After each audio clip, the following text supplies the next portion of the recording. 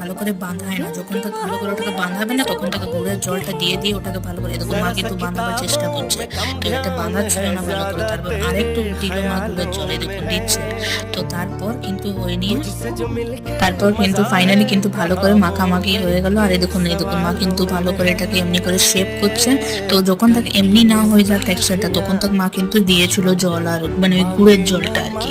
তো এই দেখুন এটাতে কত সারা গুটলি গুলো বেঁচে গেছিল, মানে যেগুলো জলে মিলেছিল না, ছোট ছোট ছোট হয়ে গেছে, এগুলো গুড়ের টুকরো হচ্ছে। তো এগুলো মা মিক্স করে দিল, তারপর আটাটা এমনি করে গোল গোল করে নিয়ে ওটাতে ভালো করে শেপ দিল। তো ওই শেপ দেওয়ার বেলাটা আসলে মা কোথাও রেখেছিল, মা ভুলে গেছিল, ওটা খুঁজে পাচ্ছিল না। তো তার জন্য মা যে আমাদের গ্রেট করি আমরা ওটাতে শেপ করে দিচ্ছে। এই দেখুন গ্রেট শেপ করে নিয়ে তারপর ওটাকে ছাকবে। তো এই দেখুন বন্ধুরা, মা কত সুন্দর ভালো করে এটাকে ডিজাইন করে দিচ্ছে, সব সব থেকে ওগুলো ভালো করে আগে